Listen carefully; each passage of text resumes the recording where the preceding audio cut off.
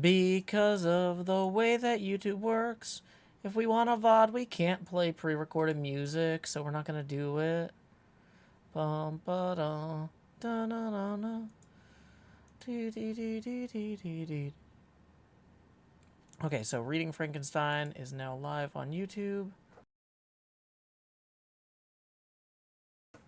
Okay, so stream is live. That means we need to now go do all our pre-stream setup checks that we would normally do while the music plays, but we don't get the music unless I make it. The kids are disco dancing. They're up in Switzerland. They're hanging out with Frankie V and all his fam.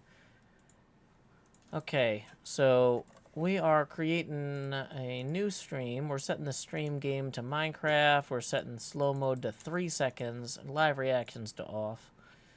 Closing that out. Whoa. Can't rewind because it's Frankenstein. Okay. Evening, Centauratron. Hello, Lizzie Mac 2010, Keyboard Mr. Junior Doctor, Freya Avion, Iconic Anemone, Pepper Basenchi, Puppy Dog Lover, Centauratron. Okay, just as a reminder, we are $4 away from the next face camera expansion milestone. Oh no, I put the pad away. Oh, I need that back.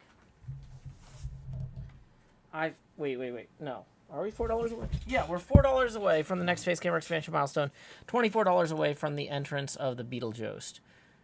So, okay. Just as a reminder, I don't necessarily read tips in the middle of a chapter unless we're at a natural breaking point. So the task at hand is currently to place a bunch of stone. Luckily, I'm good at placing a bunch of stone. Some people think I excel at it. Some people think Microsoft Word at it. You heard that it is my majesty.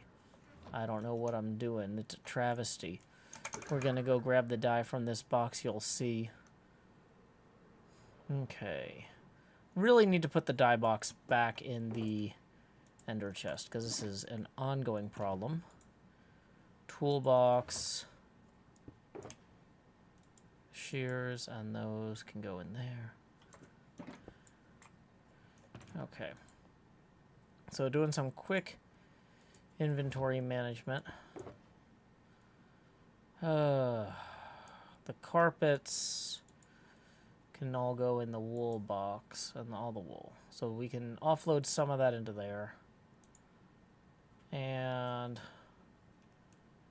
yeah, fine.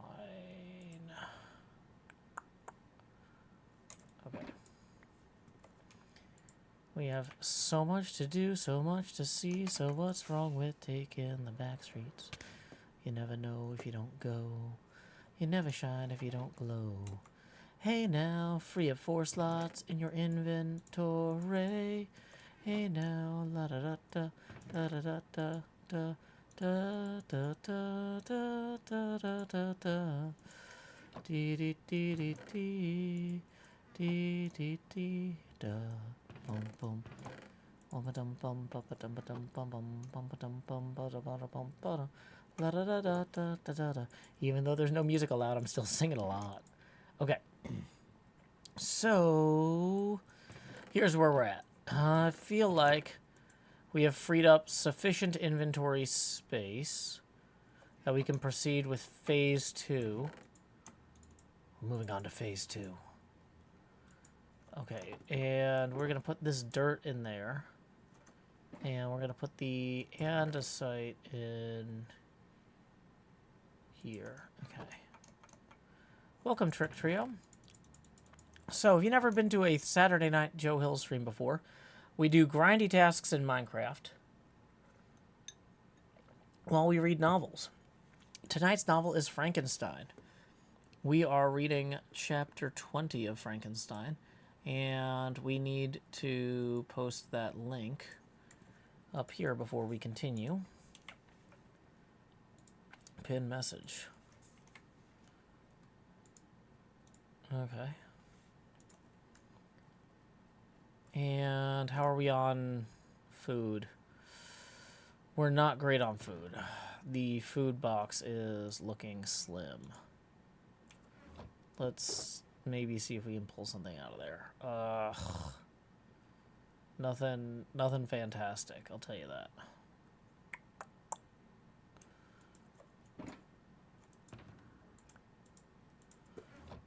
Okay. So we are going to proceed to our workspace and begin reading. The workspace beckons. There's so much to do. So many blocks to place while I read to you. Workspace beckons. So much to do.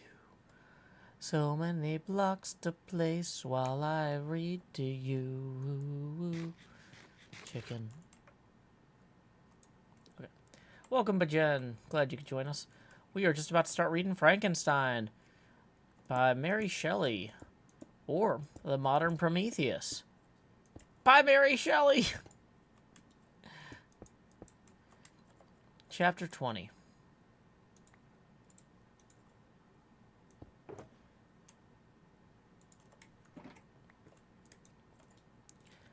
I sat one evening in my laboratory. The sun had set and the moon was just rising from the sea. I had not sufficient light for my employment, and I remained idle.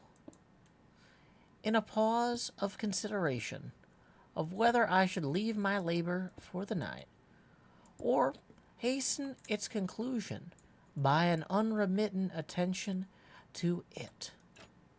As I sat, a train of reflection occurred to me, which led me to consider the effects of what I was now doing. 3 years before, I was engaged in the same manner, and had created a fiend whose unparalleled barbarity had desolated my heart, and filled it forever with the bitterest remorse. I was now about to form another being, of whose dispositions I was alike ignorant. She might become 10,000 times more malignant than her mate, and delight, for its own sake, in murder and wretchedness. He had sworn to quit the neighborhood of man and hide himself in deserts. But she had not, and she, who in all probability was to become a thinking and reasoning animal, might refuse to comply with a compact made before her creation. They might even hate each other. The creature who already lived loathed his own deformity, and might he not conceive a greater abhorrence for it when it came before his eyes in female form? She also might turn with disgust from him to the superior beauty of man.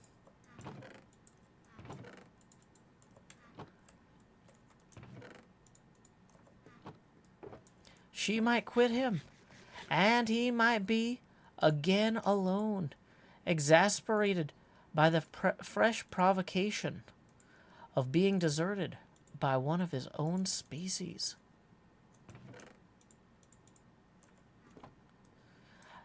Even if they were to leave Europe and inhabit the deserts of the New World, yet one of the first results of those sympathies for which the demon thirsted would be children, and a race of devils would be propagated upon the earth who might make the very existence of the species of man a condition precarious and full of terror. Had I right?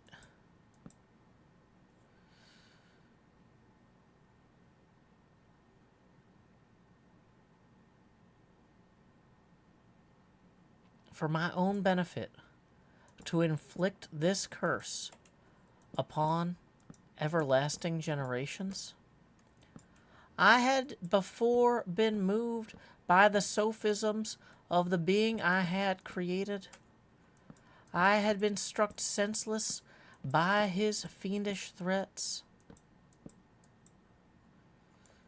But now, for the first time, the wickedness of my promise burst upon me.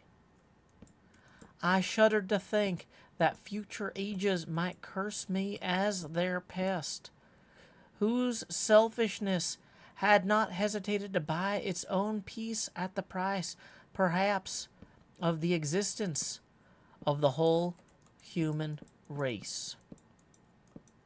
I trembled, and my heart failed within me, when, on looking up, I saw, by the light of the moon, the demon at the casement.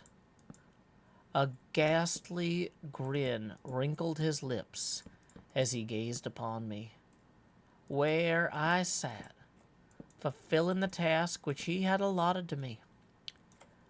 Yes, he had followed me in my travels. He had loitered in forests, hid himself in caves, or taken refuge in wild and desert heaths, and now he came to mark my progress and claim the fulfillment of my promise. As I looked on him, his countenance expressed the utmost extent of malice and treachery. I thought, with a sensation of madness, on my promise of creating another like to him, and, trembling with passion, tore to pieces the thing on which I was engaged.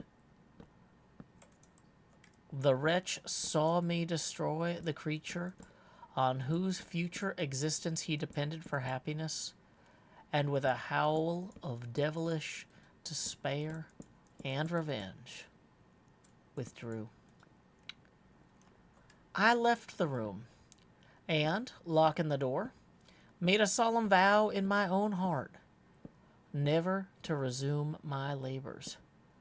And then, with trembling steps, I sought my own apartment. I was alone. None were near me to dissipate the gloom and relieve me from the sickening oppression of the most terrible reveries. Several hours passed, and I remained near my window, gazing on the sea. It was almost motionless, for the winds were hushed, and all nature specked the water, and now again the gentle breeze wafted the sound of voices as the fishermen called to one another. I felt the silence, although I was hardly conscious of its extreme profundity, until my ear was suddenly arrested by the paddling of oars near the shore, and a person landed near my house. In a few minutes after, I heard the creaking of my door, as if someone endeavored to open it softly. I trembled from head to foot. I felt a presentiment of who it was, and wished to rouse one of the peasants who dwelt in a cottage not far from mine. But I was overcome by the sensation of helplessness so often felt in frightful dreams, when you in vain endeavor to fly from an impending danger, and was rooted to the spot. Presently, I heard the sound of footsteps Along the passage, the door opened, and the wretch who I dreaded appeared. Shutting the door, he approached me and said in a smothered voice, "You have destroyed the work which you began. What is it that you intend? Do you dare to break your promise? I have endured toil and misery. I left Switzerland with you. I crept along the shores of the Rhine, among its willow islands, and over the summit of its hills.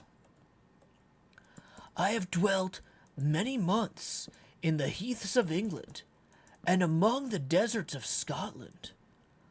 I have endured incalculable fatigue and cold and hunger. Do you dare destroy my hopes?"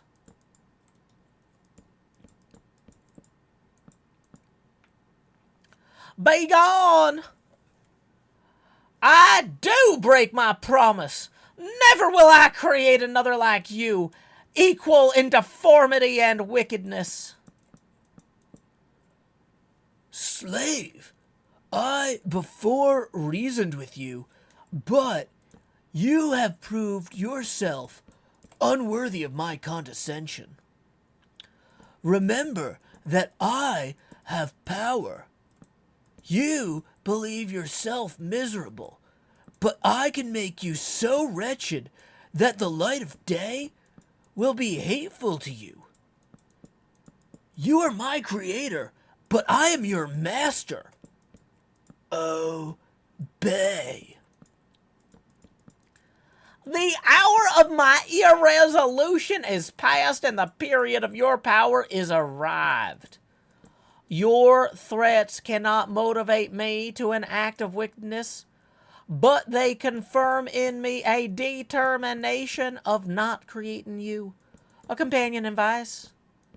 Shall I, in cold blood, set loose upon the earth a demon whose delight is in death and wretchedness? Begone. I am firm, and your words will only exasperate my rage."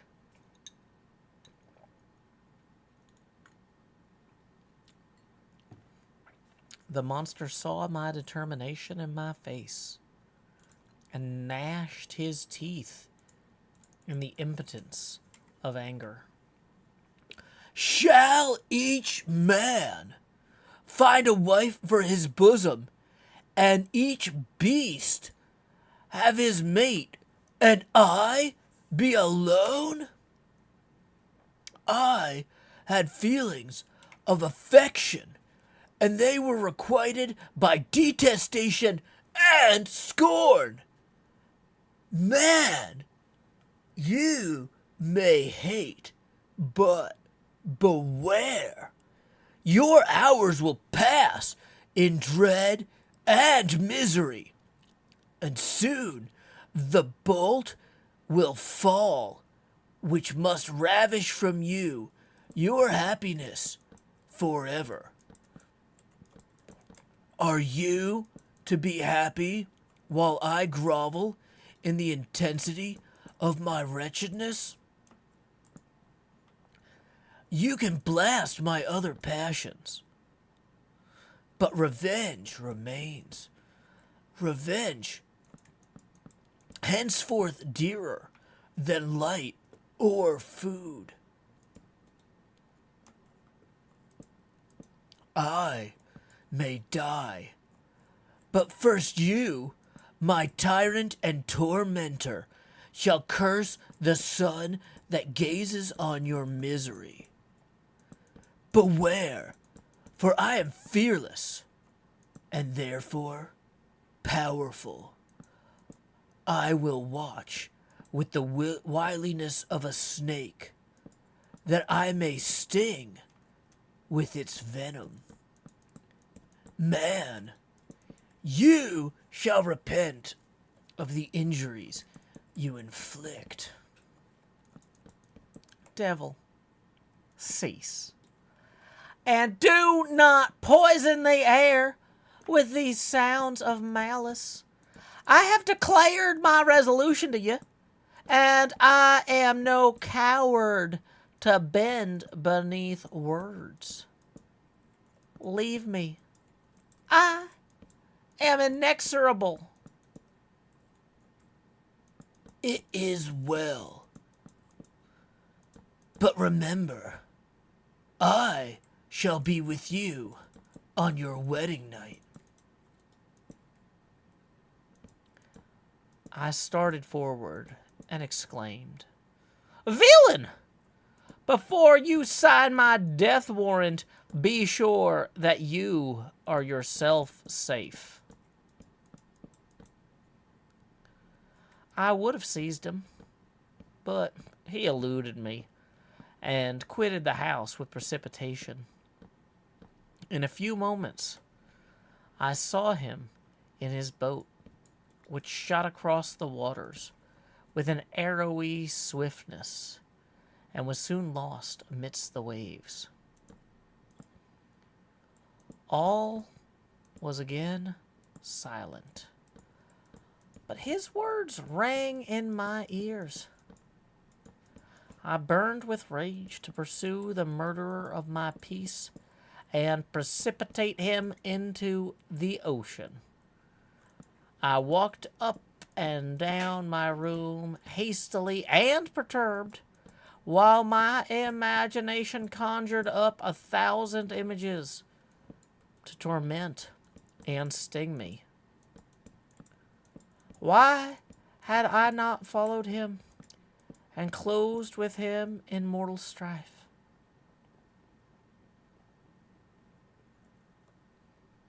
But I had suffered him to depart, and he had directed his course toward the mainland. I shuddered to think who might be the next victim sacrificed to his insatiate revenge. And then I thought again of his words. I will be with you on your wedding night. That, then, was the period fixed for the fulfillment of my destiny. In that hour, I should die, and at once satisfy and extinguish his malice. The prospect did not move me to fear.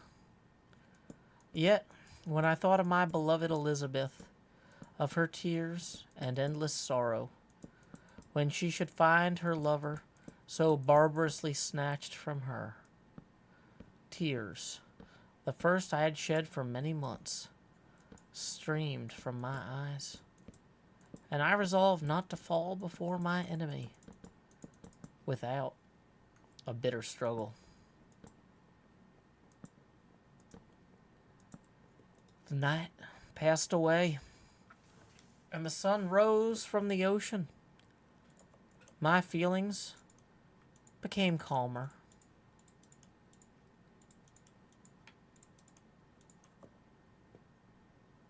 If it may be called calmness, when the violence of rage sinks into the depths of despair. I left the house, the horrid scene of the last night's contention, and walked on the beach of the sea, which I almost regarded as an insuperable barrier between me and my fellow creatures.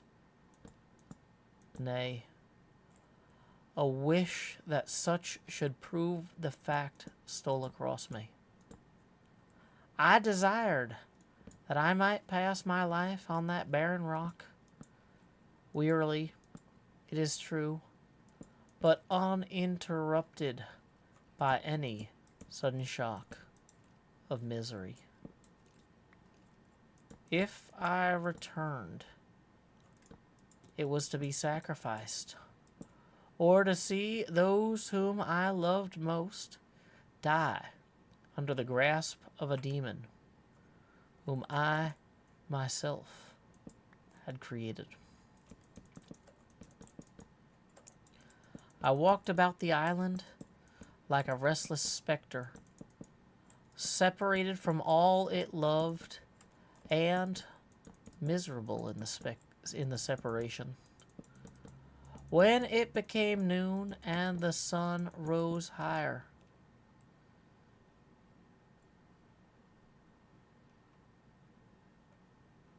I lay down on the grass and was overpowered by a deep sleep. I had been awake the whole of the preceding night. My nerves were agitated.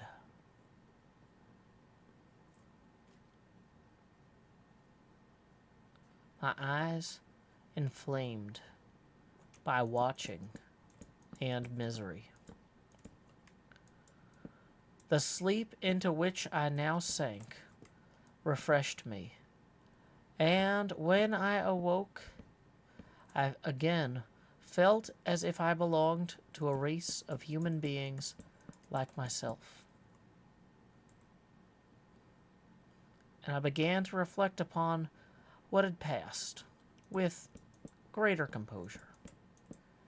Yet still the words of the fiend rang in my ears like a death knell. They appeared like a dream, yet distinct and oppressive as a reality.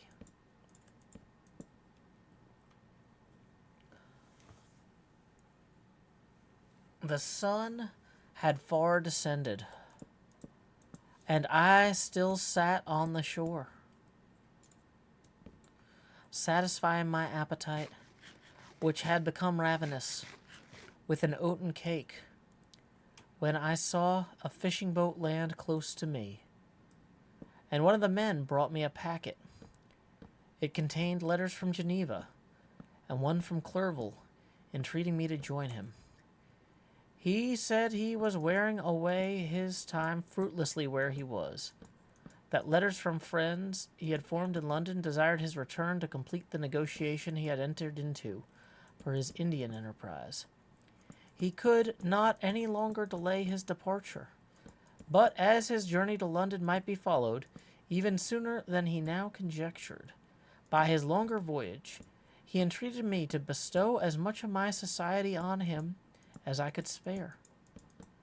He besought me, therefore, to leave my solitary isle and to meet him at Perth, that we might proceed southwards together.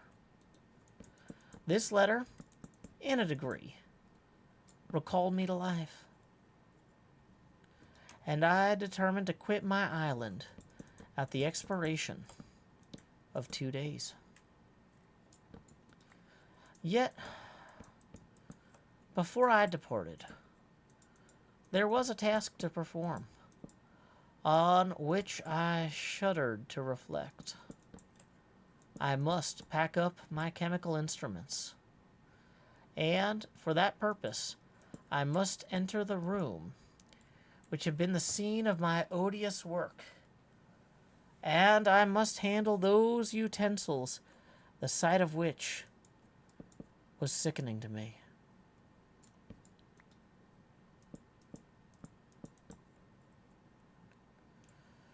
The next morning, at daybreak,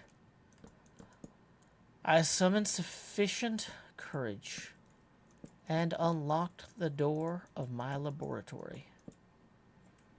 The remains of the half-finished creature, whom I had destroyed, lay scattered on the floor, and I almost felt as if I had mangled the living flesh of a human being. I paused to collect myself and entered the chamber.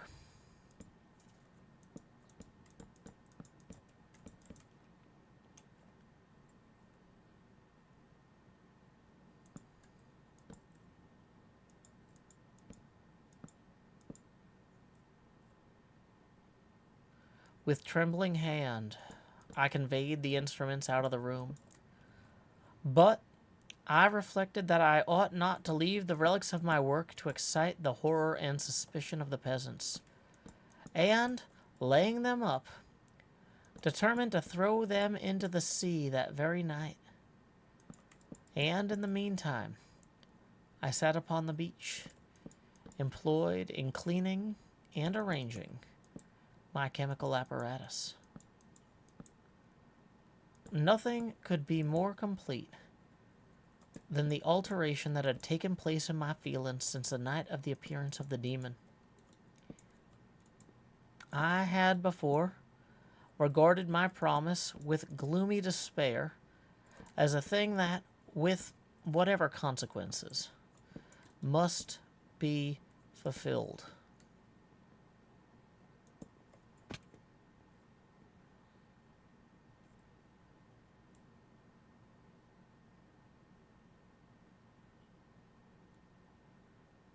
Wait, sorry.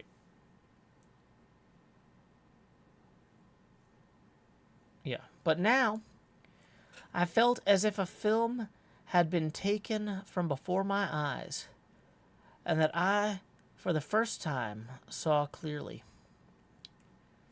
The idea of renewing my labors did not for one instant occur to me. And I had heard the threat that I had heard weighed on my thoughts, but I did not reflect that a voluntary act of mine could avert. I had resolved in my own mind that to create another like the fiend I had first made would be an act of the basest and most atrocious selfishness, and I banished from my mind every thought that could lead to a different conclusion. Between 2 and 3 in the morning, the moon rose. I then, putting my basket aboard the little skiff, sailed out about 4 miles from the shore. The scene was perfectly solitary. A few boats were returning toward land, but I sailed away from them. I felt as if I were about the commission of a dreadful crime, and avoided with shuddering anxiety any encounter with fellow creatures. At one time, the moon, which had before been clear, was suddenly overspread by a thick cloud, and I took advantage of the moment of darkness and cast my basket into the sea. I listened to the gurgling as it sank.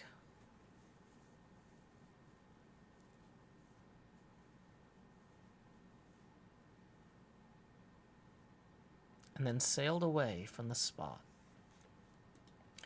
The sky became clouded, but the air was pure, although chilled by the northeast breeze that was then rising. But it refreshed me, and filled me with such agreeable sensations that I resolved to prolong my stay on the water. Fixing the rudder in a direct position, stretched myself at the bottom of the boat. Clouds hid the moon. Everything was obscure, and I heard only the sound of the boat as its keel cut through the waves. The murmur lulled me, and in a short time I slept soundly. I do not know how long I remained in this situation, but when I awoke, I found that the sun had already mounted considerably. The wind was high, and the waves continually threatened the safety of my little skiff. I found that the wind was northeast, and must have driven me far from the coast which I had embarked. I endeavored to change my course, but quickly found that if I again made the attempt, the boat would be instantly filled with water. Thus situated, my only resource was to drive before the wind. I confess, I felt a few sensations of terror. I had no compass with me, and was so slenderly acquainted with the geography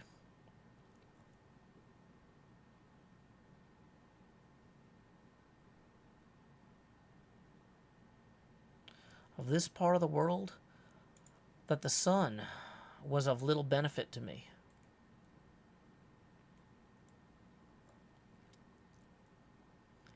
I might be driven into the wild Atlantic and feel all the tortures of starvation, or be swallowed up by the immeasurable waters that roared and buffeted around me.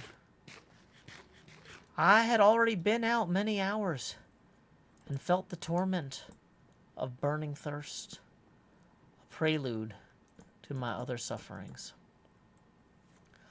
I looked on the heavens, which were covered by clouds that flew before the wind, only to be replaced by others. I gazed upon the sea. It was to be my grave. "Fiend!" I exclaimed. "Your task is already fulfilled." I thought of Elizabeth, of my father, and of Clerval, all left behind, on whom the monster might satisfy his sanguinary and merciless passion. This idea plunged me into a reverie so despairing and frightful that even now, when the scene is on the point of closing before me forever, I shudder to reflect on it.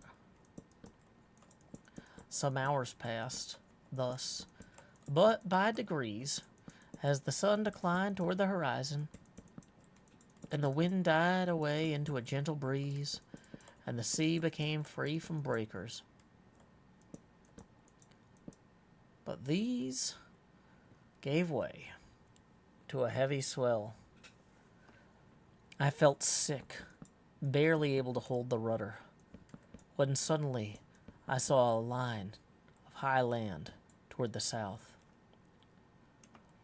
Almost spent as I was by fatigue and the dreadful suspense I endured for several hours, this sudden certainty of life rushed like a flood of warm joy to my heart.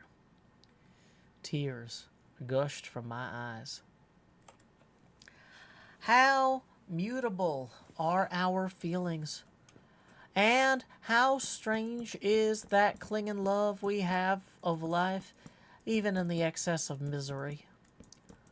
I constructed another sail with a part of my dress and eagerly steered my course toward land.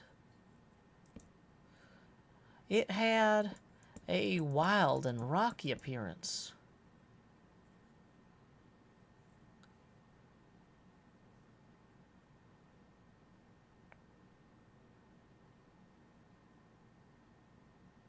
But as I approached nearer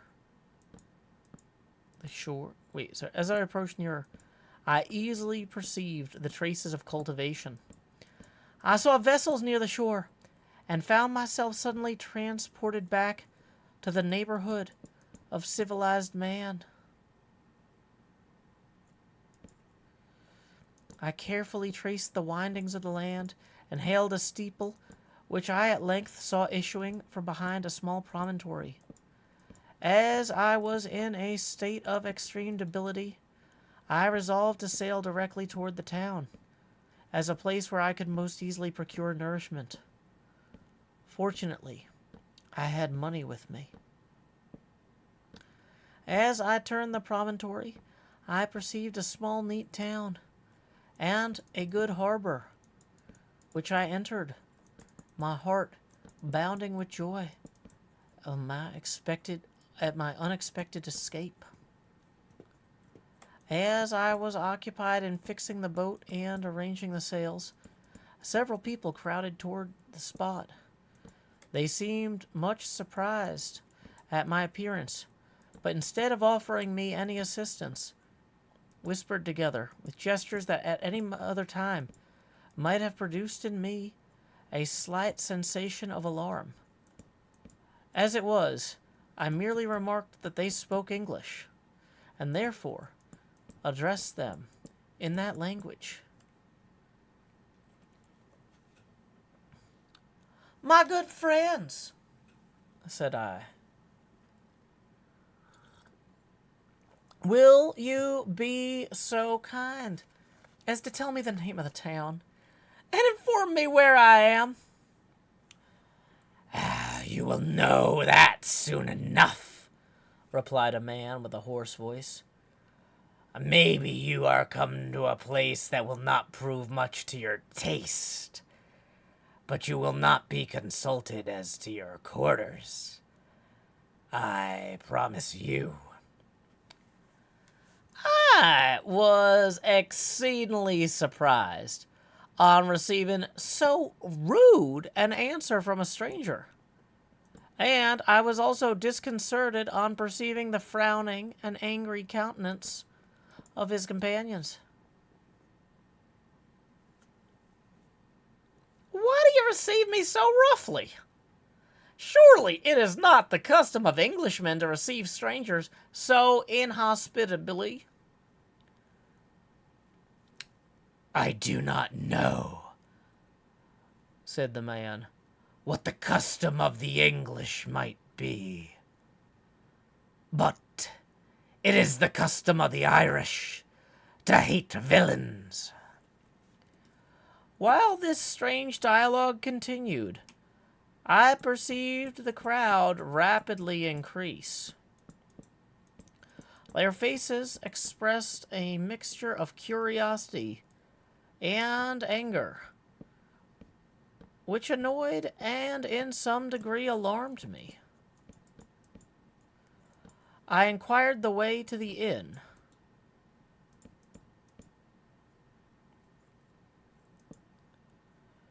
But no one replied.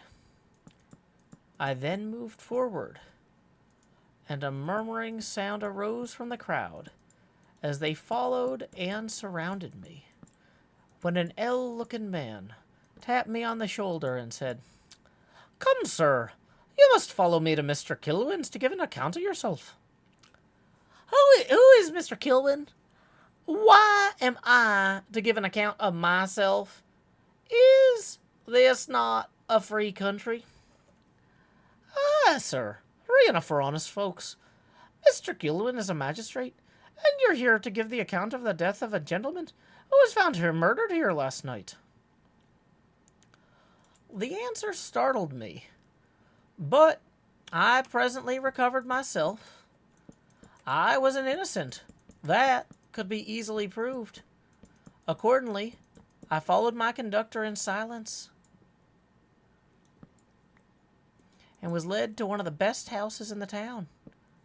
I was ready to sink from fatigue and hunger, but being surrounded by a crowd, I thought it was politic to rouse all my strength, that no physical debility might be construed into apprehension or conscious guilt.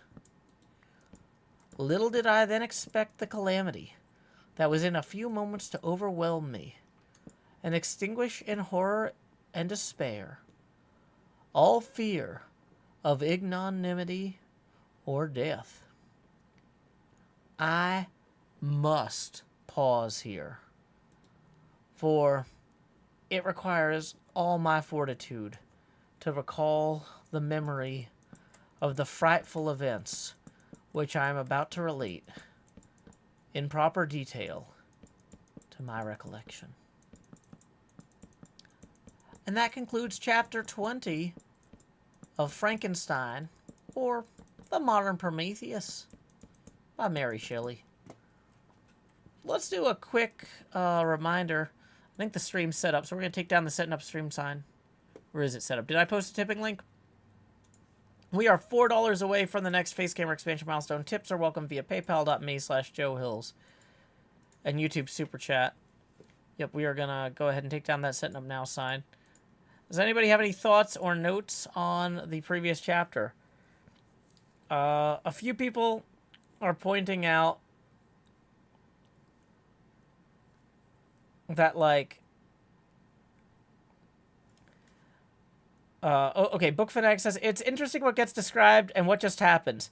Endless descriptions of scenery, but the materials needed to make a creature just appear in the lab. Yeah, he got all the body parts for an 8-foot-tall woman off camera. That's not an important part of the story, which, you know, he's on an island with 5 people, as Book Fanatic points out. And yet, somehow, he's got all the body parts for an 8-foot-tall woman. Like, do they even have a graveyard? How noticeable is it when somebody's messing with the graveyard? Who are they going to blame? The one guy? There's one guy. 13th Fallen Angel says, just joined. Was that the end of the story? That was the end of chapter 21. Padawan S says, oh, wow, that cliffhanger. And also, wow, that hoarse voice. Yeah, I... wish I would have put a little bit more of an Irish lilt into the horse voice if I had known that it was supposed to be Ireland he landed in. But once again, I haven't read this book for like 20, 25 years. We're going into this one a little bit fresher than Dracula and Moby Dick, which I had each read 10 years ago. Oh.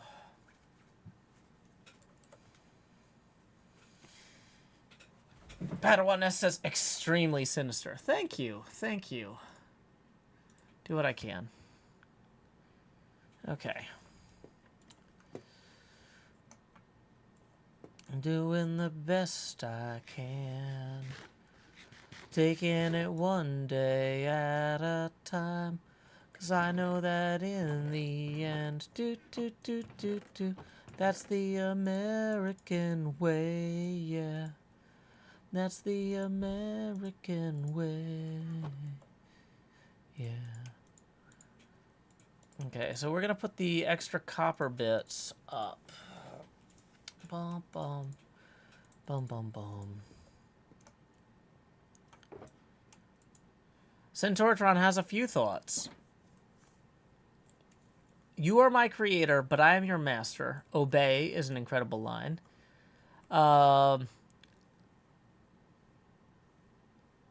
Also, Centauratron notes that Victor isn't taking accountability that the monster's wretchedness is as much his creation as that of the monster himself.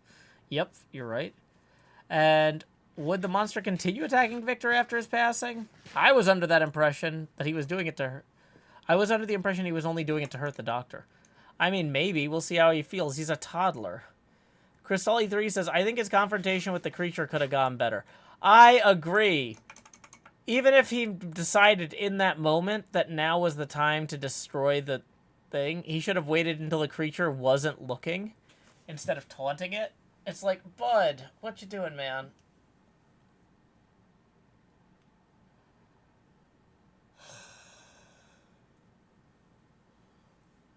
Does Cornelius Agrippa act like this?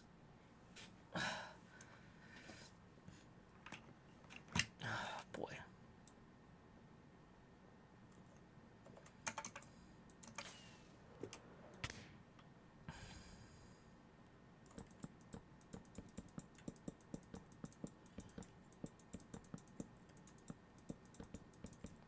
I suspect that Cornelius Agrippa is appalled. Victor didn't kill a man last night, but he was out by himself disposing of a body at sea. How much of an alibi does he think he has? Great question, Book Fanatic. Great question.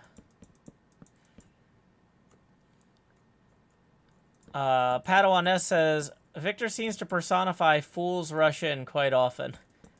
Yeah. Oh, hey, Angsty Greenbean says, can't think of a better way to end my birthday than a Joe Hill stream.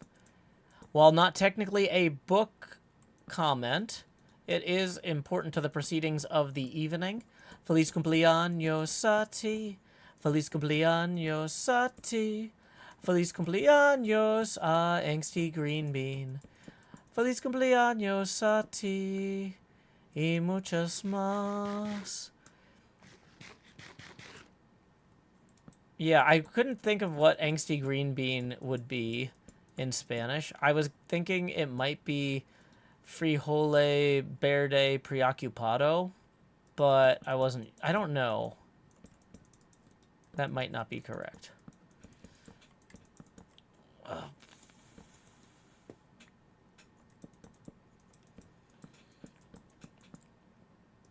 Bum, bum, bum, bum.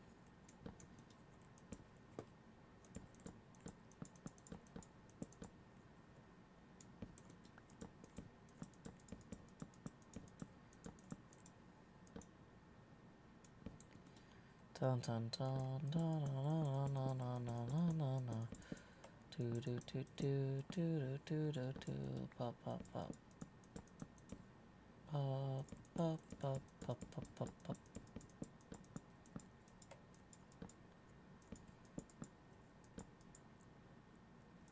Anybody else have any other thoughts before we continue?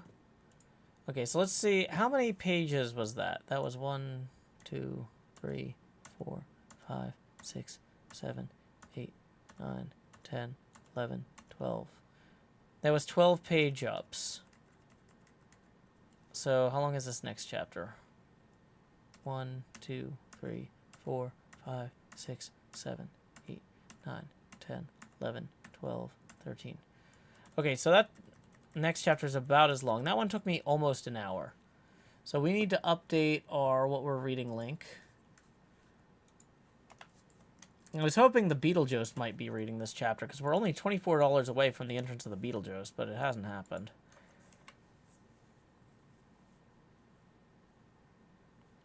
Algorithm says landing in Ireland but immediately calling them English isn't his biggest faux pas, but woof.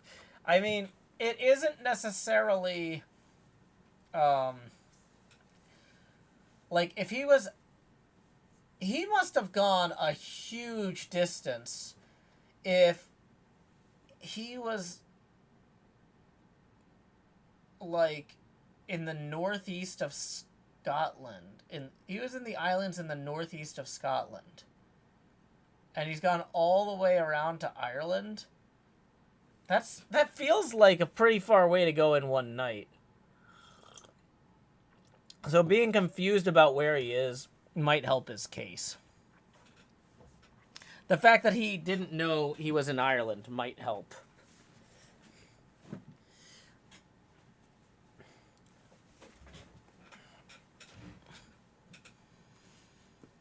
Okay. So, did I pin the new message? No, not appropriately. And manually unpin it into stream. Place pin message. Cool.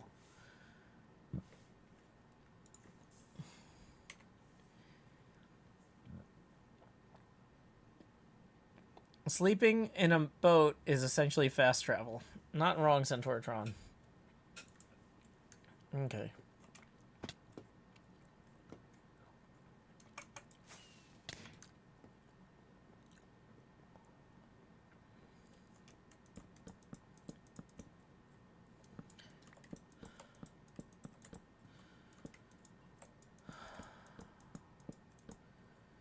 So I'm thinking this through.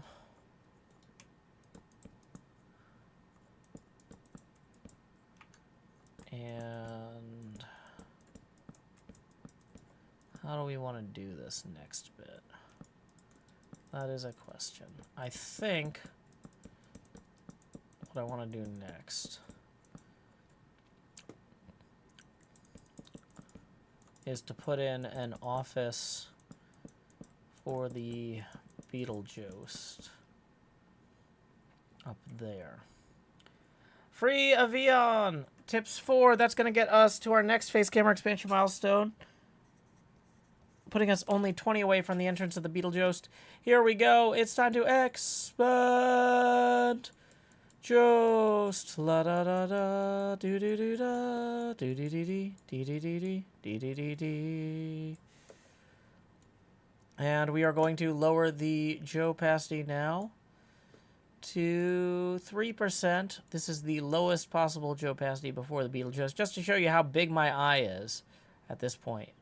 There it is at 100%, lowering that opacity back down to 3. Okay. Ba ba ba ba ba ba ba ba ba ba ba ba ba.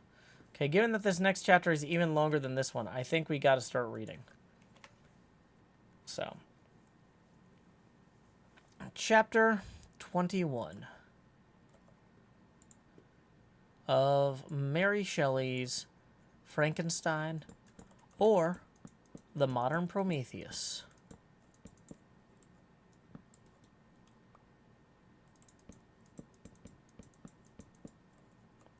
I was soon introduced into the presence of the magistrate, an old benevolent man with calm and mild manners. He looked upon me, however, with some degree of severity, and then, turning toward my conductors, he asked who appeared as witnesses on this occasion. About half a dozen men came forward, and, one being selected by the magistrate, he deposed that he had been out fishing the night before with his son and brother-in-law, Daniel and Wen, when, about 10 o'clock, they observed a strong northerly blast rising, and they accordingly put in for port. It was a very dark night.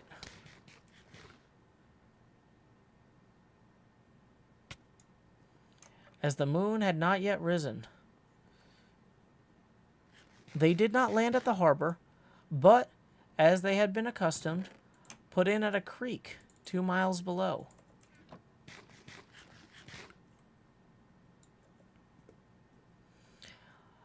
He walked on first, carrying part of the fishing tackle, and his companions followed him at some distance. As he was proceeding along the sands, he struck his foot against something and fell at his length on the ground. His companions came up to assist him, and by the light of their lantern, they found he had fallen on the body of a man who, to all appearances, dead. Their first supposition was that it was the corpse of some person who had been drowned and was thrown on shore by the waves. But on examination, they found that the clothes were not wet, and even that the body was not then cold. They instantly carried it into the cottage of an old woman near the spot, and endeavored, but in vain, to restore it to life. It appeared to be a handsome young man, about 25 years of age. He had apparently been strangled, for there was no sign of violence, except the black mark of fingers on his neck. The first part of the deposition did not in the least interest me, but when the mark of the fingers was mentioned, I remembered the murder of my brother, and felt myself extremely agitated. My limbs trembled, and a mist came over my eyes, which obliged me to lean on a chair for support. The magistrate observed me with a keen eye, and, of course, drew an unfortunate augury from my manner. The son confirmed his father's account, but when Daniel Nguyen was called, he swore positively that just before the fall of his companion, he saw a boat with a single man in it at a short distance from shore, and as far as he could judge by the light of a few stars, it was the same boat in which I had just landed. A woman deposed that she lived near the beach and was standing at the door of her cottage, waiting for the return of the fisherman about an hour before she heard of the discovery of the body, when she saw a boat with only one man in it push off from that part of the shore where the corpse was afterwards found. Another woman confirmed the account of the fisherman, having brought the body into her house. It was not cold. They put it in a bed and rubbed it, and Daniel went to town for the apothecary. But life was quite gone. Several other men were examined concerning my landing, and they agreed that with the strong north wind that had arisen during the night, it was very probable that I had beaten about for many hours, and been obliged to return nearly to the same spot from which I had departed. Besides, they observed that it appeared that I had brought the body from another place, and it was likely that, as I did not appear to know the shore, I might have put into the harbor, ignorant of the distance of the town of or from the place where I had deposited the corpse. Mr. Kerwin, on hearing this evidence, desired that I should be taken into the room where the body was for interment, that might be observed what the effect of the sight of it would produce upon me. The idea was probably suggested by the extreme agitation that I had exhibited when the mode of the murder had been described. I was accordingly conducted by the magistrate and several other persons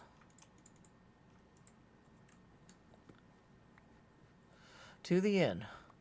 I could not help being struck by the strange coincidences that had taken place during this eventful night. But, knowing that I had been conversing with several persons in the island I had inhabited about the time that the body had been found, I was perfectly tranquil about the consequences of the affair. I entered the room where the corpse lay and was led up to the coffin. How can I describe my sensations on beholding it? I feel yet parched with horror, nor can I reflect on that terrible moment without shuddering and agony. The examination, the presence of the magistrate and witnesses, passed like a dream from my memory when I saw the lifeless form of Henry Clerval stretched before me. I gasped for breath, and throwing myself on the body, I exclaimed, "Have my murderous machinations deprived you also, my dearest Henry, of life? Two I have already destroyed. Other victims await their destiny. But you, Clerval, my friend, my benefactor." The human frame could no longer endure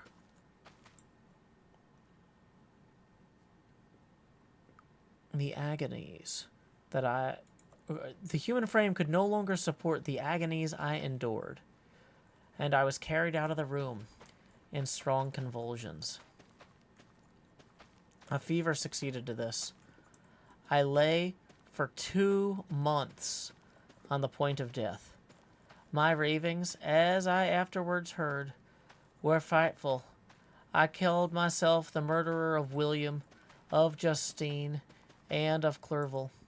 Sometimes I entreated my attendants to assist me in the destruction of the fiend by whom I was tormented, and at others I felt the fingers of the monster already grasping my neck, and screamed aloud with terror and agony. Fortunately, as I spoke my native language, Mr. Kerwin alone understood me. But my gestures and bitter cries were sufficient to affright the other witnesses. Why did I not die? More miserable than man ever was before. Why did I not sink into forgetfulness and rest? Death snatches away many blooming children, the only hopes of their doting parents. How many brides and youthful lovers have one day been in the bloom of health and hope, and the next a prey for worms. And the decay of the tomb. Of what materials was I made that I could survive so many shocks, which, like the turning of the wheel, continually renewed my torture? But I was doomed to live, and in 2 months found myself as awakening from a dream in a prison, stretched on a wretched bed, surrounded by gaolers, turnkeys, bolts, and all the miserable apparatus of a dungeon. It was morning, I remember, when I thus awoke to understanding. I had forgotten the particulars of what had happened, and only felt as if some great misfortune had suddenly overwhelmed me. But when I looked around and saw the barred windows and the squalidness of the room in which I was, all flashed across my memory, and I groaned bitterly.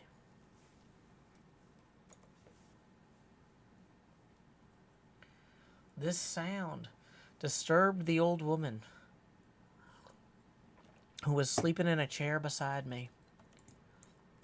She was a hired nurse, the wife of one of the turnkeys, and her countenance expressed all those bad qualities which often characterize that class. The lines of her face were hard and rude, like that of persons accustomed to see without sympathizing in sights of misery. Her tone expressed her entire indifference. She addressed me in English, and the voice struck me as one that I had heard during my sufferings. "Are you better now, sir?" said she. I replied in the same language, with a feeble voice. "I believe I am, but if it all be true, if indeed I did not dream, I'm sorry that I'm still alive to feel this misery and horror." "For that matter, if you mean about the gentleman you murdered, I believe that it were better for you if you were dead, for I fancy it'll go hard with you. However, that's none of my business. I am sent to nurse you and get you well. I do my duty with a safe conscience. It were well if everybody did the same." I turned with loathing from the woman who could utter so unfeeling a speech to the person she had just saved, on the very edge of death, but I felt languid and unable to reflect on all that had passed. The whole series of my life.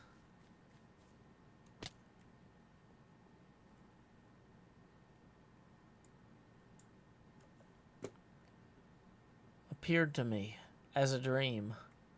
I sometimes doubted if indeed it were all true, for it never presented itself to my mind with the force of reality.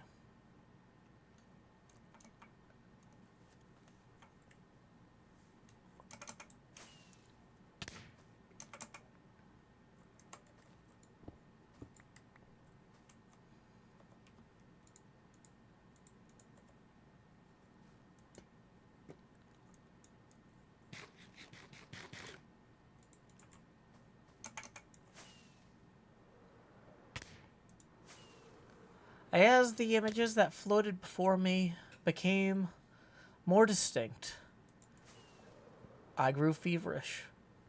A darkness pressed around me. No one was near me who soothed me with the gentle voice of love. No dear hand supported me.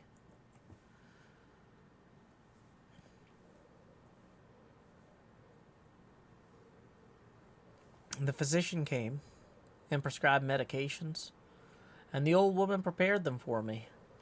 But the utter carelessness was visible in the first, and the expression of brutality was strongly marked in the visage of the second. Who could be interested in the fate of a murderer but the hangman who would gain his fee? These were my first reflections. But I soon learned that Mr. Kerwin had shown me extreme kindness. He had caused the best room in the prison to be prepared for me. Wretched indeed, it was the best. And it was he who provided a physician and a nurse. It is true, he seldom came to see me.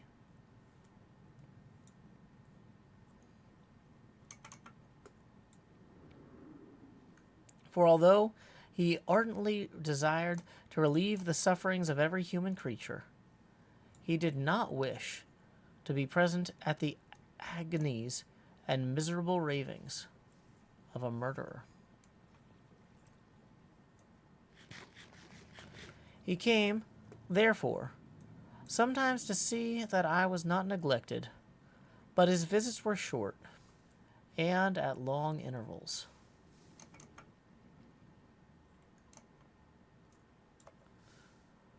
One day, while I was gradually recovering, I was seated in a chair, my eyes half open, and my cheeks livid like those in death.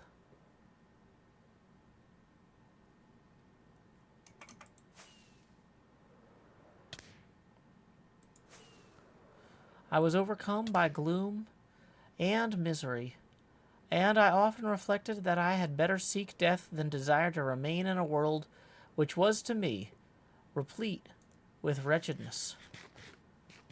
At one time, I considered whether I should not declare myself guilty and suffer the penalty of the law, less innocent than poor Justine had been.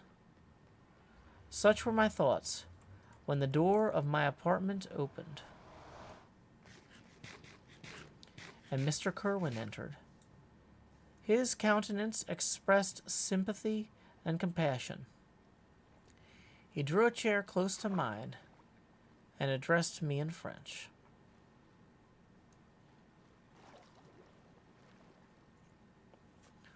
I fear that this place is very shocking to you.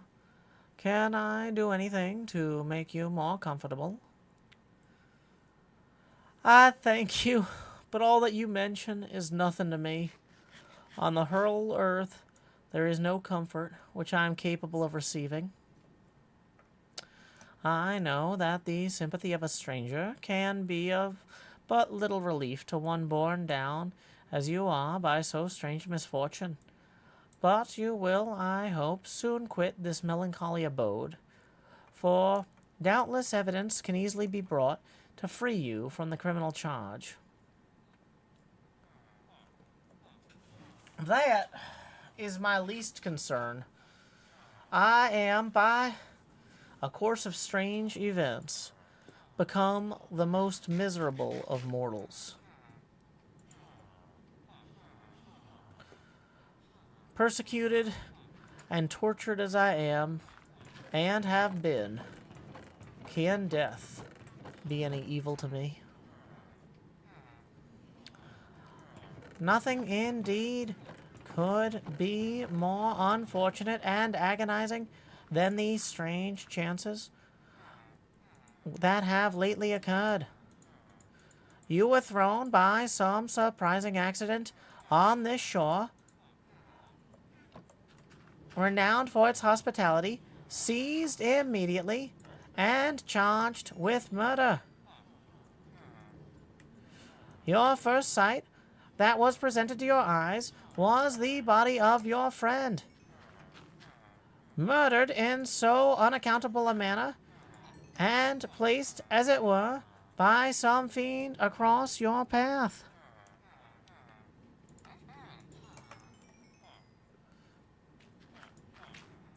As Mr. Kerwin said this, notwithstanding the agitation I endured on this retrospect of my sufferings, I also felt considerable surprise at the knowledge he seemed to possess concerning me. I suppose some astonishment was exhibited in my countenance. For Mr. Kerwin hastened to say, immediately upon your being taken ill, all the papers that were on your person were brought me, and I examined them that I might discover some trace by which I could send your relations an account of your misfortune and illness. I found several letters, and among others, one which I discovered from its commencement to be from your father. I instantly wrote to Geneva. Nearly 2 months have elapsed since the departure of my letter. But you are ill. Even now you tremble. You are unfit for any agitation of any kind. This suspense is 1,000 times worse than the most horrible event. Tell me, what new scene of death has been acted, and whose murder am I now to lament?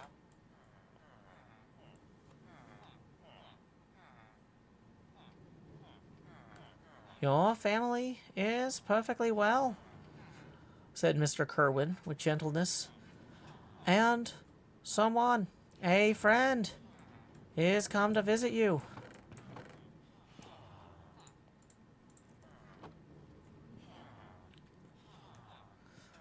I know not by what train of thought the idea presented itself, but it instantly darted into my mind that the murderer had come to mock my misery and taunt me with the death of Clerval as a new incitement for me to comply with his hellish desires. Before we find out who it is, we got a couple tips that rolled in. Thank you very much to Miss Gold Fox for tipping 20, who says, imagine the Beetlejuice reading parts of this. We were only 20 away from the entrance of the Beetlejuice. So, here we go. I don't actually have the Beetlejuice music because it'll kill the VOD.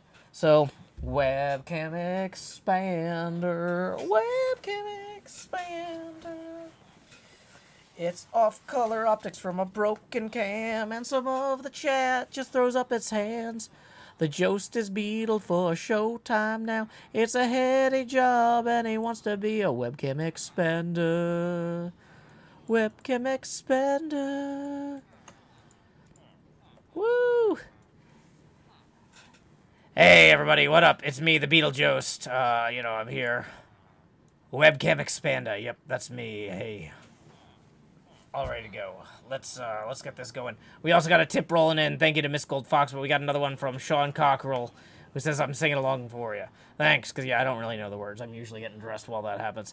But anyway, that is going to get us now $30 away from our next face camera expansion milestone. Thank you, Sean Cockerell. We switch over to $50 face camera expansion milestones when the Beetlejuice shows up. So, let's see. Where are we? We're reading Frankenstein by Mary Shelley, I guess.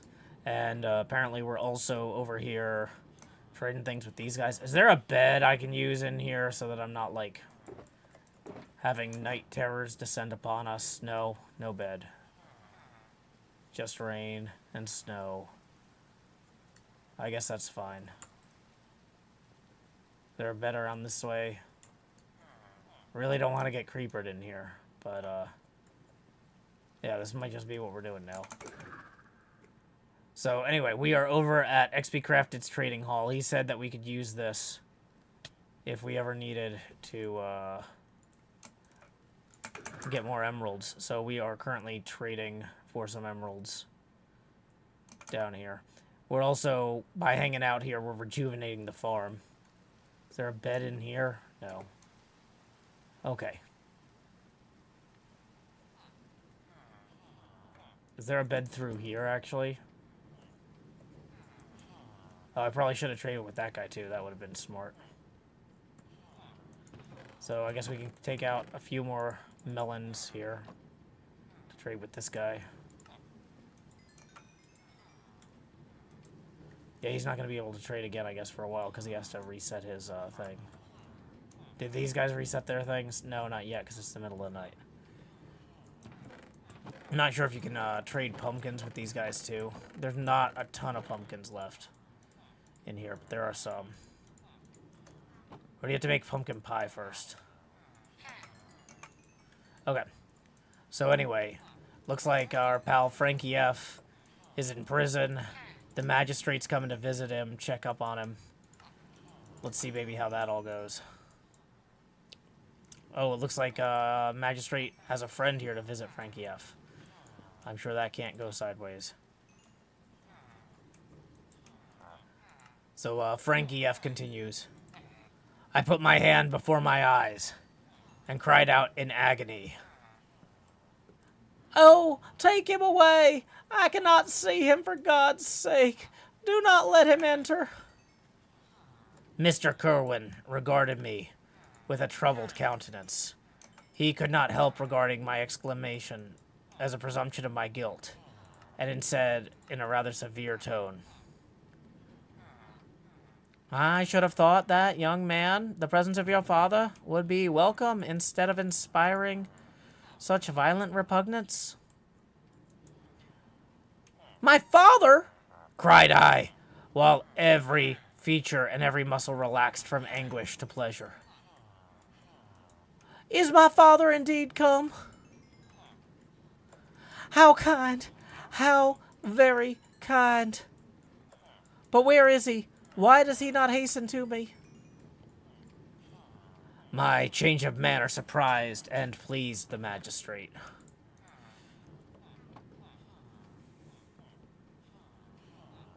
Perhaps he thought my former exclamation was a momentary return of delirium.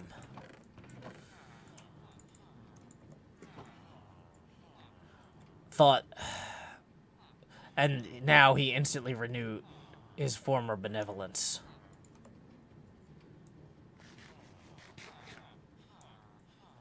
He rose and quitted the room with my nurse, and in a moment, my father entered it. Nothing, at this moment, could give me greater pleasure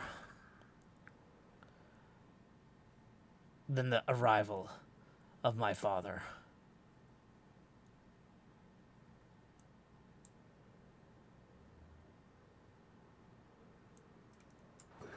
I stretched out my hand to him and cried, Are you then safe?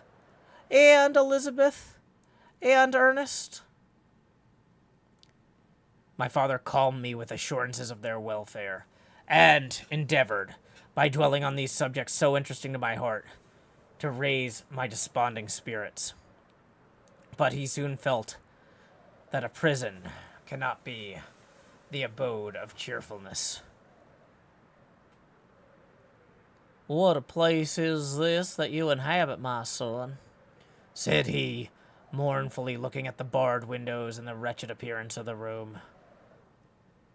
You travel to seek happiness, but a fatality seems to pursue you. And poor Clerval. The name of my unfortunate and murdered friend was an agitation too great for my weakened state. I shed tears. Alas, yes, my father, replied I. Some destiny of the most horrible kind hangs over me, and I must live to fulfill it, or surely I should have died on the coffin of Henry. We were not allowed to converse for any length of time, for the precarious state of my health rendered every precaution necessary that could ensure tranquility. Mr. Kerwin came in and insisted that my strength should not be exhausted by too much exertion. But the appearance of my Oh, sorry. But the appearance of my father was to me like that of any good angel. And I gradually recovered my health. As my sickness quitted me, I was absorbed by a gloomy and black melancholy that nothing could dissipate. The image of Clerval was forever before me, ghastly and murdered. More than once the agitation into which these reflections threw me made my friends dread a dangerous relapse. Alas, why did they preserve so miserable and so detested a life? It was surely that I might fulfill my destiny, which is now drawing to a close. Soon, oh, very soon, will death extinguish these throbbings and relieve me from the mighty weight of anguish that bears me to the dust. And in executing the award of justice, I shall also sink to rest.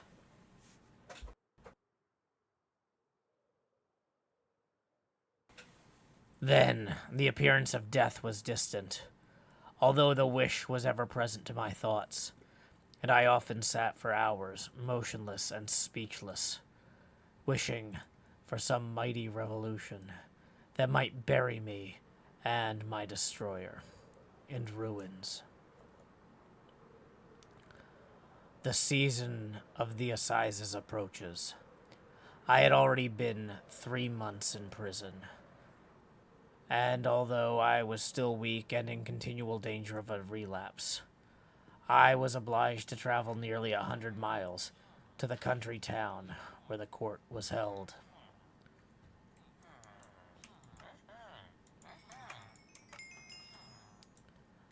Mr. Kerwin charged himself with every care of collecting witnesses and arranging my defense.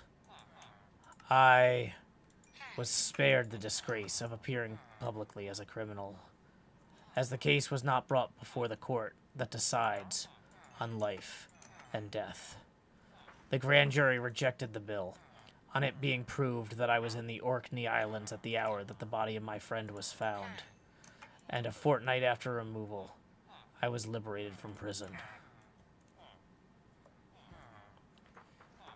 My father was enraptured on finding me freed from the vexations of a criminal charge, that I was again allowed to breathe the fresh atmosphere and permitted to return to my native country.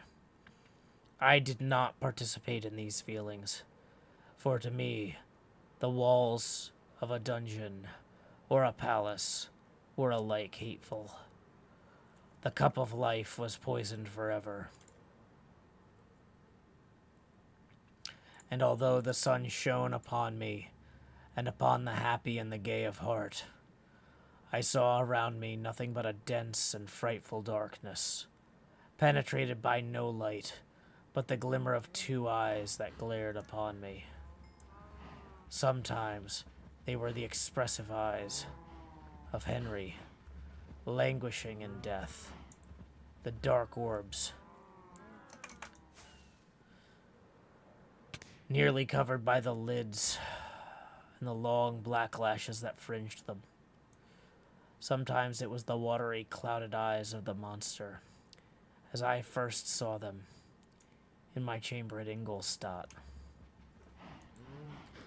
My father tried to waken in me feelings of affection.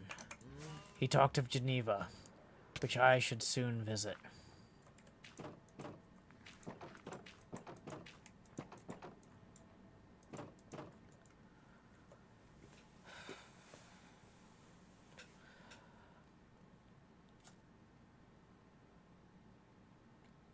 But these words only drew deep groans from me.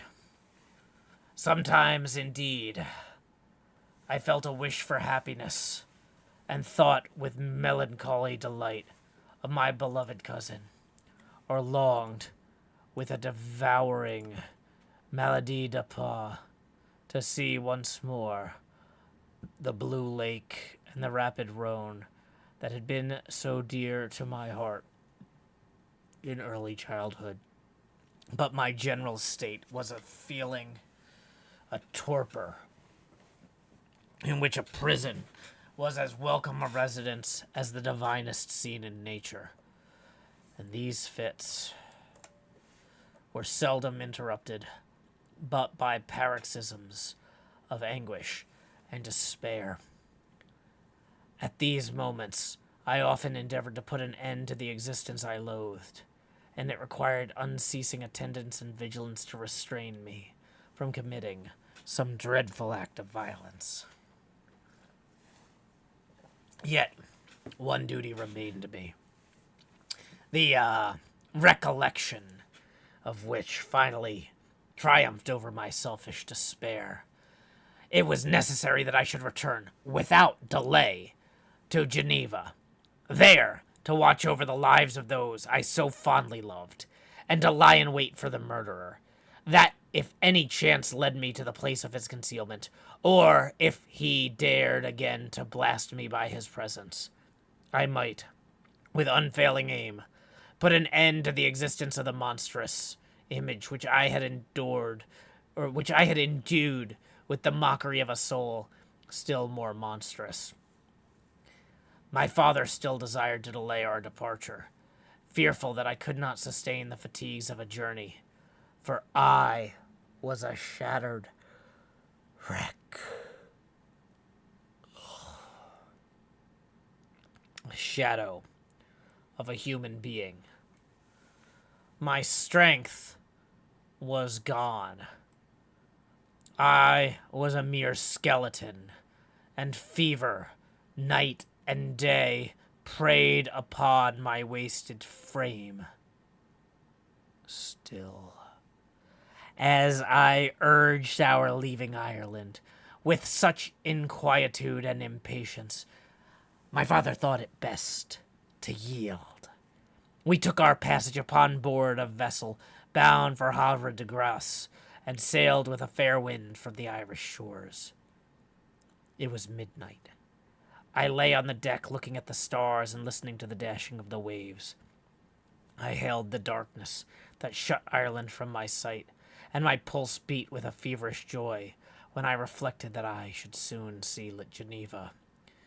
The past appeared to me in the light of a frightful dream, yet the vessel in which I was, the wind that blew me from the deserted, detested shore of Ireland, and the sea which surrounded me, told me too forcibly that I was deceived by no vision, and that Clerval, my friend, dearest companion, had fallen victim to me and the monster of my creation.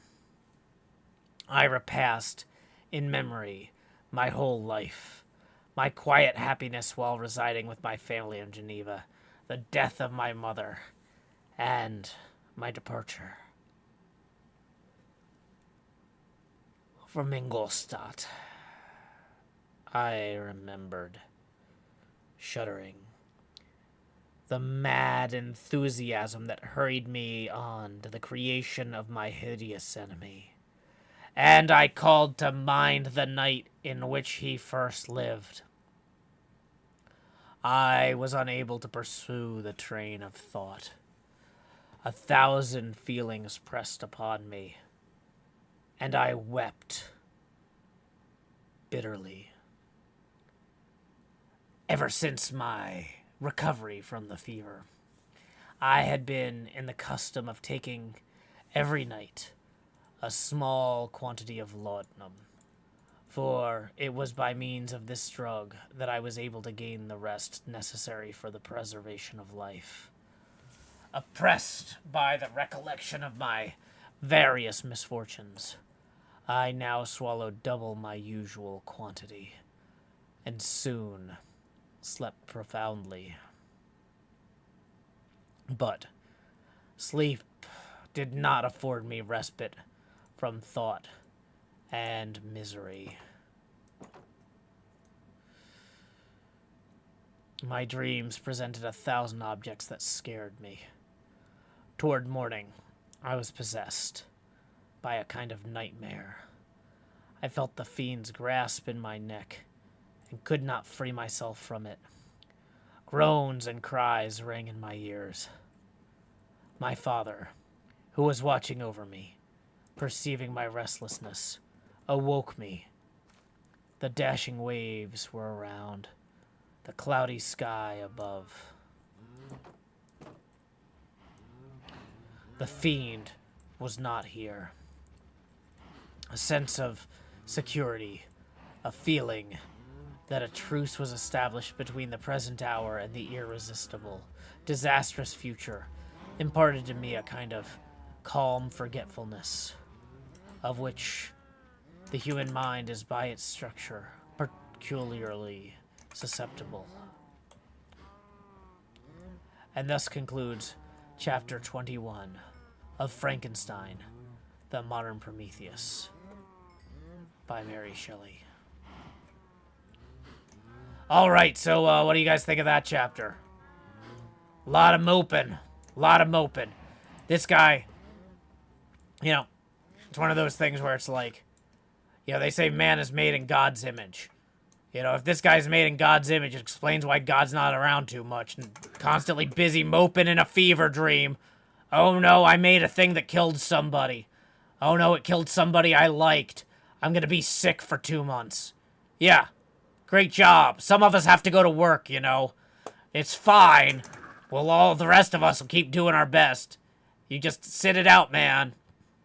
Sure, it'll be fine. Your dad will show up eventually. Whatever, man. Hey, Goran. Yeah. Goran says somehow I always show up when you read. Yeah, we're reading Frankenstein. We just finished Chapter 21. If anybody has any thoughts about Chapter 21 of Frankenstein, now's a great time to share them. Also, just as a reminder, if you have any tips you want to share, paypal.me/showhills and YouTube Super Chat. Yeah, not a very action-packed chapter. Because, like, I mean, the guy was obviously not guilty of the murder. So, you know, not a lot of suspense there. I am well. I'm doing great. Hanging out. Played some pinball today. Beat my best score of the month on Iron Maiden. Got it from, I had a 97 million earlier this month. Got it up to 132 million. So, yeah. Let's see, so that was fun.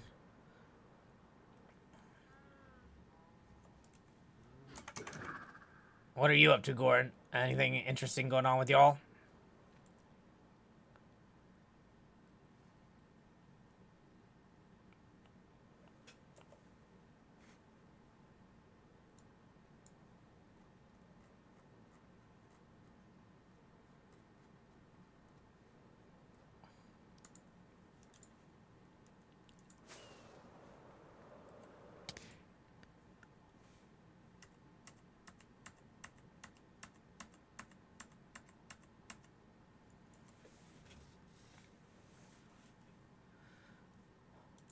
Gordon says, heading back to Orlando in a few weeks, and I'm still not ready to announce my project, but I am looking at venues now, so it's only a matter of time.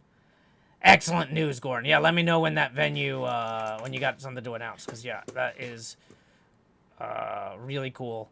I always want to encourage folks in the community here to participate in the arts, whether it's showing up for other people's stuff or being inspired to create their own stuff in their own hometowns. And I think what you're doing is a great opportunity for both.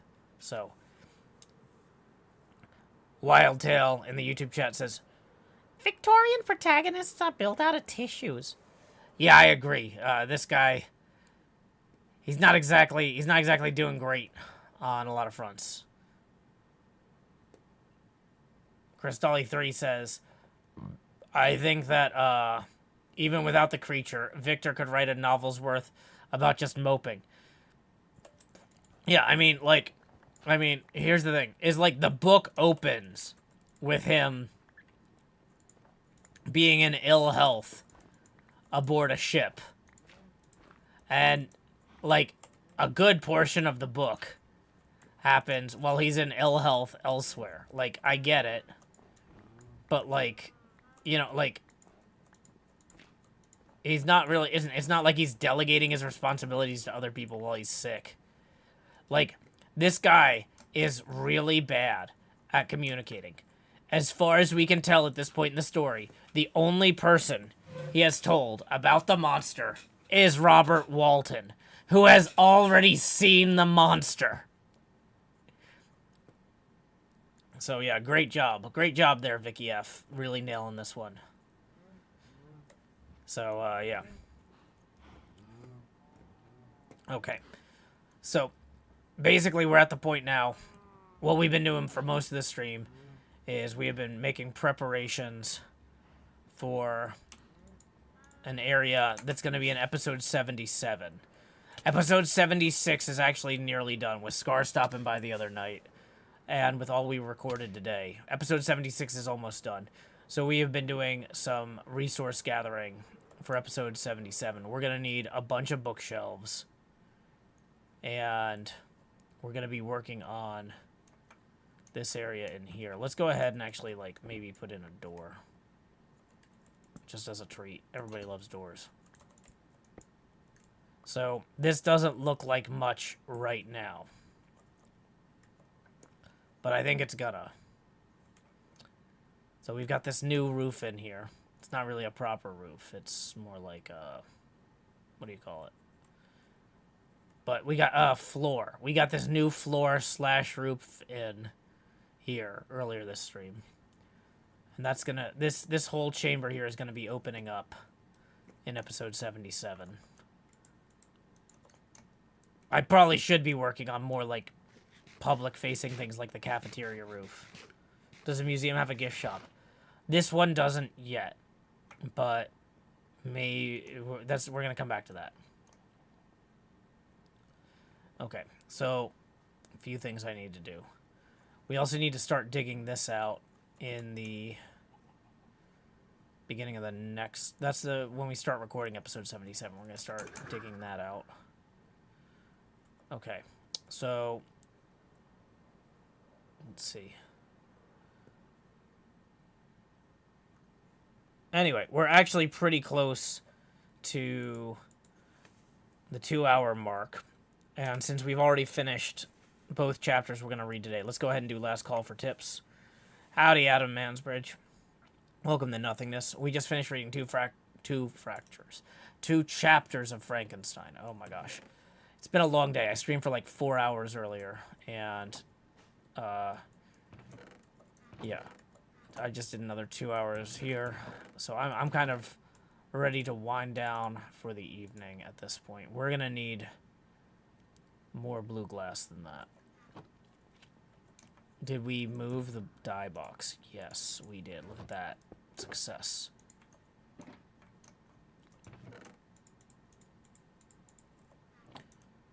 Okay. Ta-da. Perfect counting. Whoops. I didn't mean to pick that up. Okay. So here's what we're going to do. We're going to offload some of this stone for right now into here.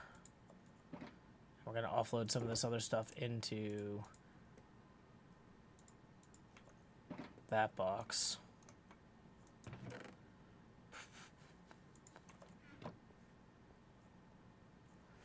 Centauratron says, I think Frankenstein is my favorite of the books we've read on stream so far. Really? Any particular reason why? I'm curious. Because I'm pretty happy with it. But, like, if I was ranking it, which I'm terrible at ranking things. You guys know that. I hate ranking things.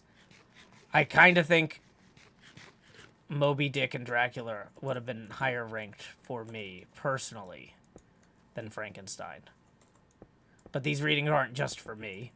I am enjoying this one, once again, but, like, I feel like Dracula gave me the best opportunity to do silly voices. Because there's so many characters that are writing letters and, like, acting... Because they take turns having different narrators in Dracula. I got to do a lot more with voices than I did on this one, which was fun. And Moby Dick was fun because it was unintentional sci-fi. When he's like... When Ahab is asking the blacksmith about his new leg or whatever. And the blacksmith's like, anything else I can do for you? And Ahab basically describes a kaiju fighting robot. And the blacksmith's like, wait, what? And Ahab's like, just the ramblings of an old man. It's like, is it? Is it? Because it feels like you just described kaiju fighting robots a century early. Melville might be a time traveler. The only thing that makes me think that Melville isn't actually a time traveler is the fact that he was so insistent that whales aren't mammals. I feel like that's an odd hill to die on for somebody from the modern era.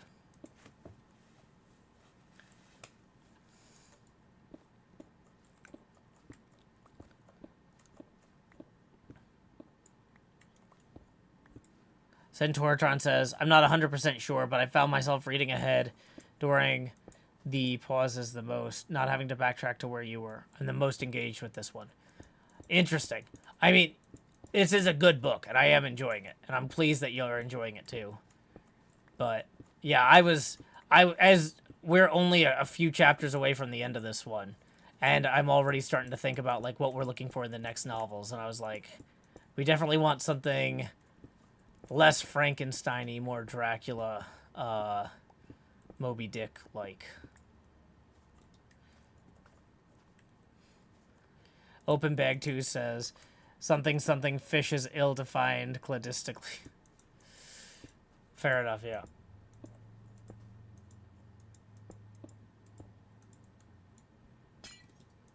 Okay.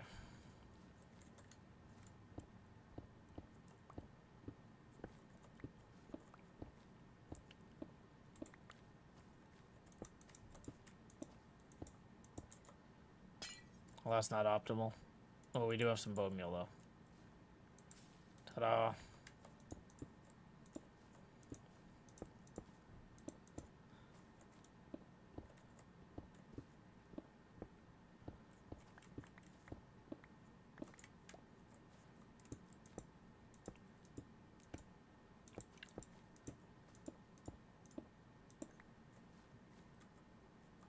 Automatus says, what about something from Asimov? Asimov isn't going to be in the public domain for a while.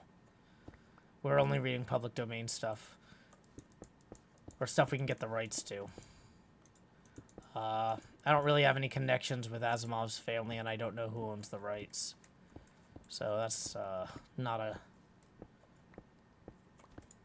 Don't have a strong lead there.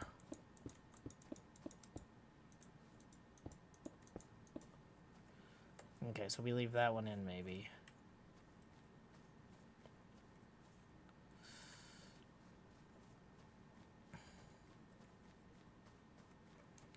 Did we put in a door over here? I kind of feel like we had, but maybe not. Was it down there?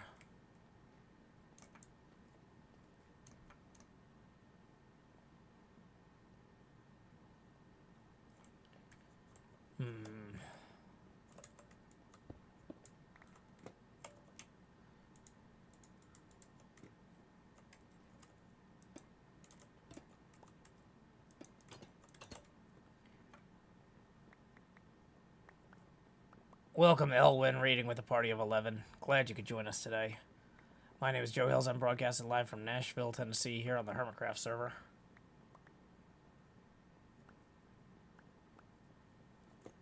Okay.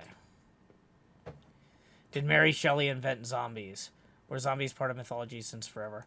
I mean, Frankenstein isn't, like, technically considered a zombie. He's a new life form.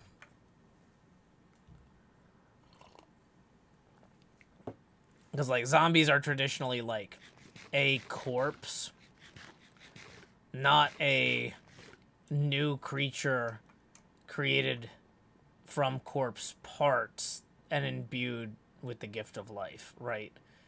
So, like, yeah, kind of a different thing, basically. Okay, so thinking about how we want to put shelves along here.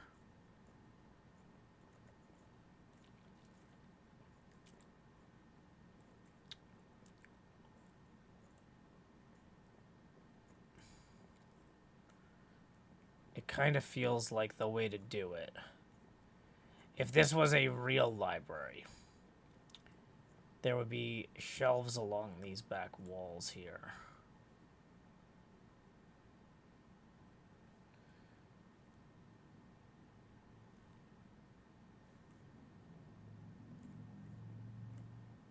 We have to figure out where the proper entrance is eventually.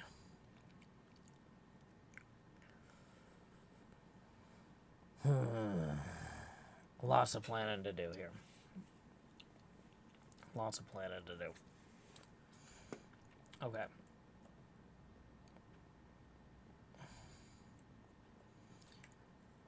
I feel like at a certain point I need to just start placing blocks.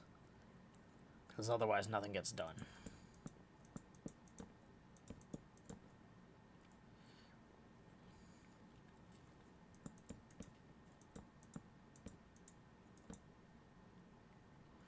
Is this a silk touch axe? Nope. Nope. Getting a silk touch axe might become a priority for us.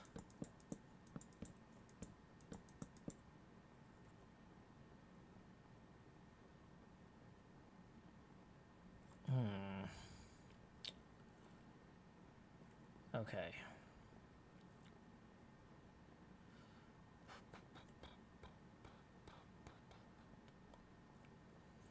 So we have a carpet up here.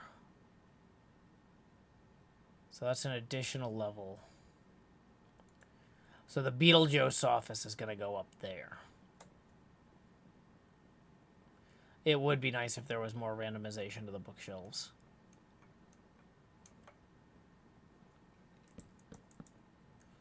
Okay, so all of that emerald trading we got for a few bookshelves. Yeah, we're definitely going to have to go feed those cattle.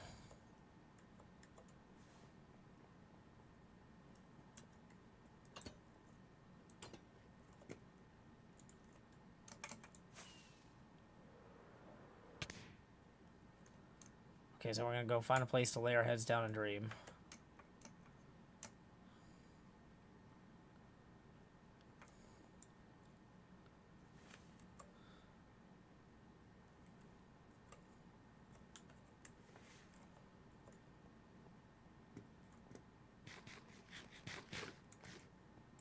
Okay, cool.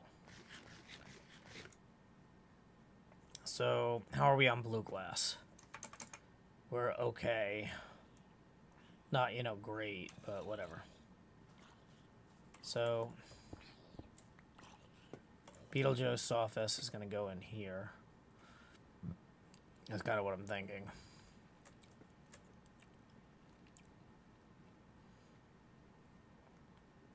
And then...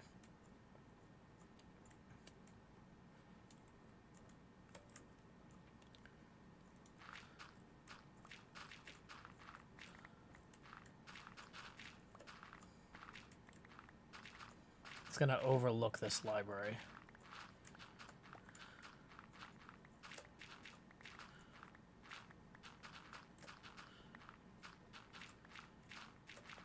So the Juppet is going to have kind of a little office overlooking the workshop. And the Beetlejuice office will overlook the library. It's kind of the thought.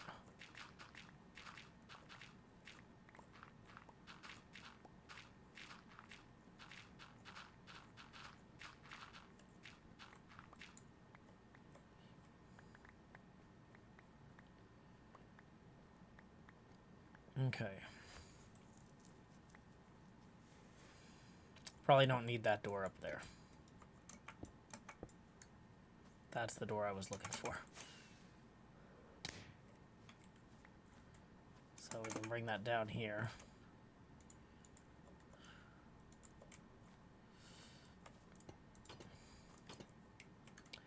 Okay.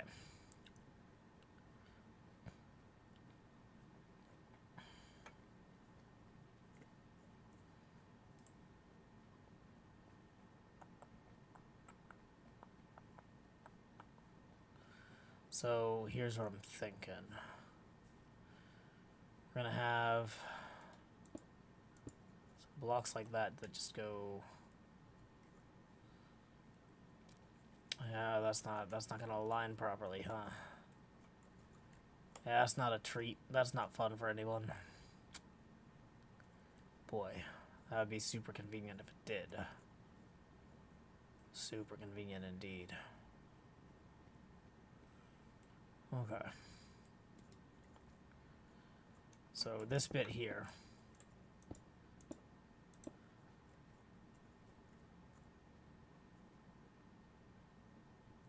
It's probably going to stay as is if we do it that way.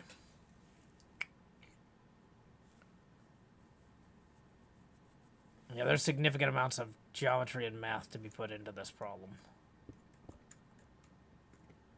Question is, do we want to expend that energy now? Well, we are about to hit the 2-hour mark. I think that we're at a point now. We have something worthwhile we can sleep on.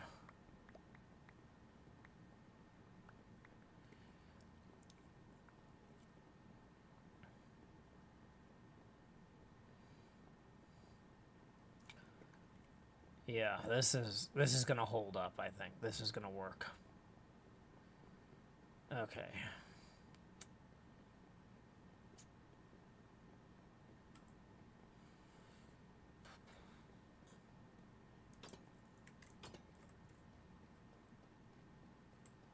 What'll this room be for? Library.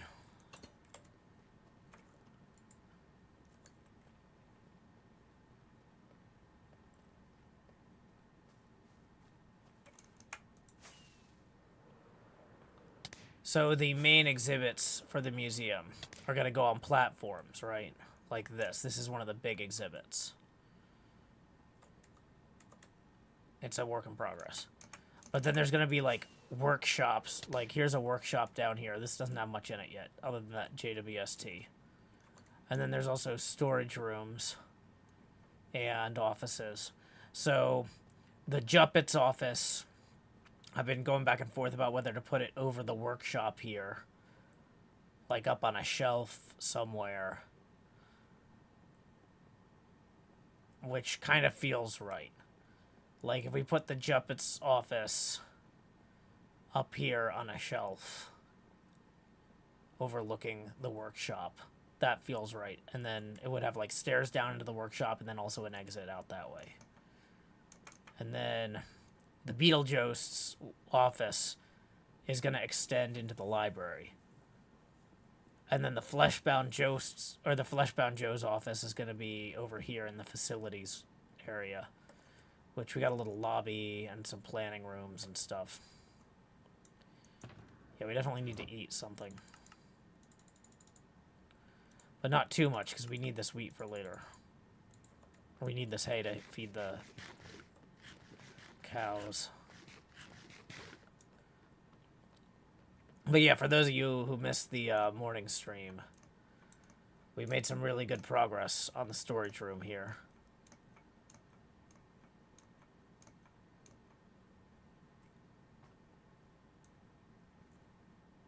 So we got our happy gas trench for entering and leaving.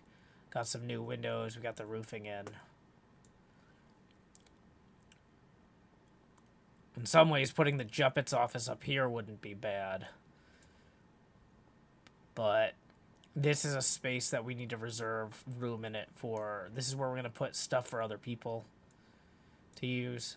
So we don't want to do that. Okay. Alrighty, so I'm going to do a hard refresh on PayPal just to make sure we haven't missed any tips because we are at the 2-hour mark here.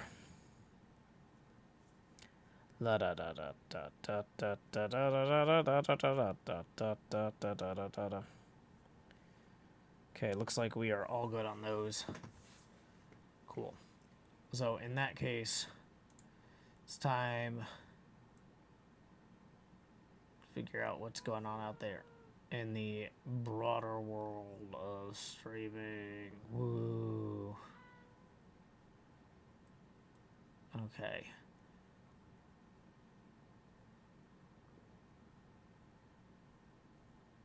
Well, it looks like Laser Los is playing the new John Wick code. Let's make sure we're muted before we go over there. And we are going to slash raid laser los. When you get over there, our raid message is howdy y'all. Joe Hills raid here. Until next time, y'all, this is Joe Hills from Nashville, Tennessee. Keep adventuring.